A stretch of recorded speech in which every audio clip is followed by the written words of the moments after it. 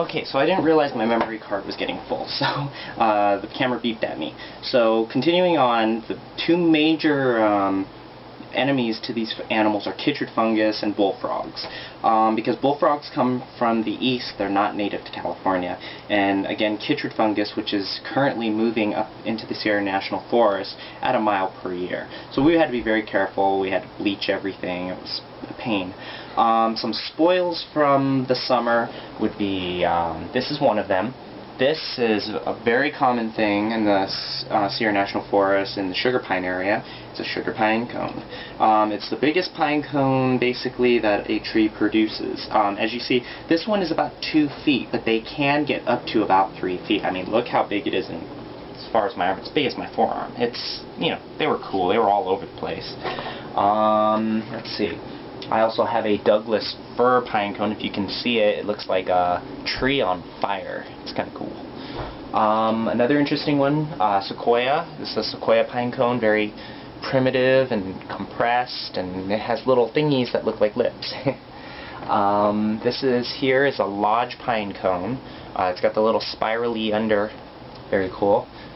This is a ponderosa pine cone, very similar to the this is a Jeffrey pine cone, very similar to the ponderosa pine cone and the ponderosa tree, but the ponderosa tree has a smaller cone and glossy leaves. And finally, this is what you call lichen. Lichen is a symbiotic relationship between bacteria and fungus. The way to remember it, you probably need it in your bio class, is bacteria and cyanobacteria and fungus are liking each other. Little biology tidbit. Let's see, I also, at the award ceremony, which you'll see in a bit, I won this spiffy backpack that says USDA Forest Service, Central California Consortium, in my favorite color, green. And I also got this nifty hat, U.S. Fish. This is from the Department of Forestry, very exclusive to fishery biologists. And finally, this is my field pack. This went everywhere with me. It's got little tidbits. Move closer here. It's got my 3 buttons here. I lost one of them, but this is Azumanga Daioh, Chio-chan. This is my friend's band, Black Black.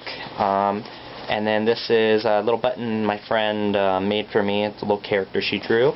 And this is my forestry pin. I'll try to move it in a little closer. I don't know if it'll focus. I got that. And then also, you know, I got my little dice, which I made. Handcuff key. You never know when that is going to be useful. My yellow-legged frog, which my father made for me, even though he said he bought it like this. I know he made it. And then shark tooth, forestry whistle, which I stole from the office. And then my little trout here, and then a silver ring that I used to wear from years back. And I beat the shit out of this thing. I mean, it was rough out in the field. I mean, it was always sunny, and you always had to be worried about thunderstorms and things like that, and lightning, and the water and the terrain were bad. Sometimes we had to climb up 100 feet to keep going, you know, because usually they were in ravines. And it was just, you know, it was nice, though. It was a hike every single day, a lot of exercise, you know, you got to know your partner really well. And it was just the 2 of us. We had our own truck, you know, we just went out and did our thing. So what I plan to do with this blog, this is part 1, the introduction and the presentation. The presentation I gave was at the award gala, where interns basically got awards for and special recognition for their job well done. This happened in late August. Then I'm going to be showing you some pictures, or excuse me, videos of my trip. You know, little tidbits here and there. I've also, you know, got some other footage on Coco and Me website, or Coco and Me YouTube channel, named North Fork, and you can see Chad and I, you know, going through this place called Portuguese Creek looking for Lahontan cutthroats and getting completely lost with my dad. And third is going to be a slideshow.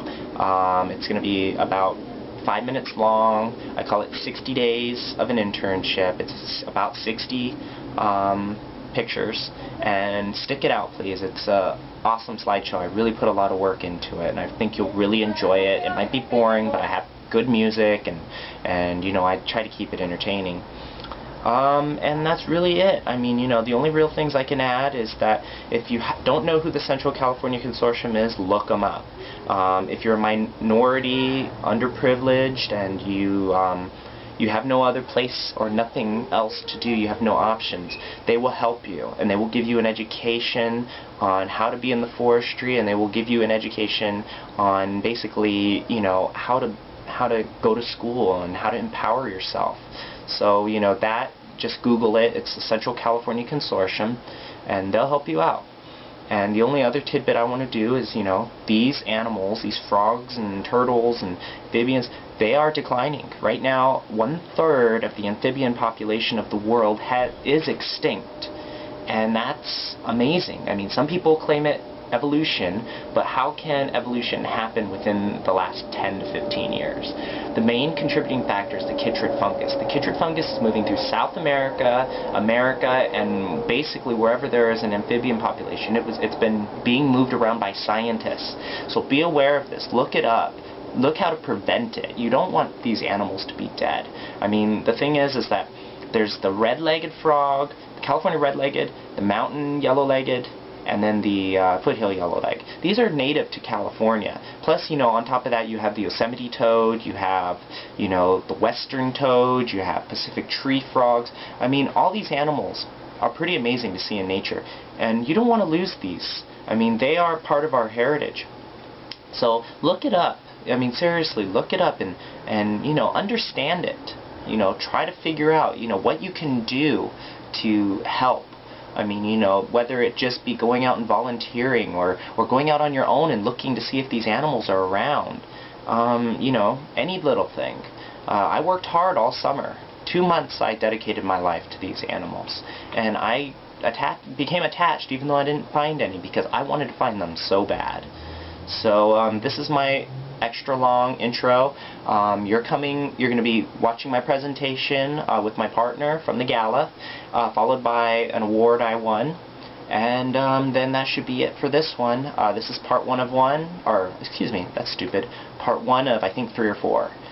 We'll see. So thank you very much for watching, and you know, stay tuned.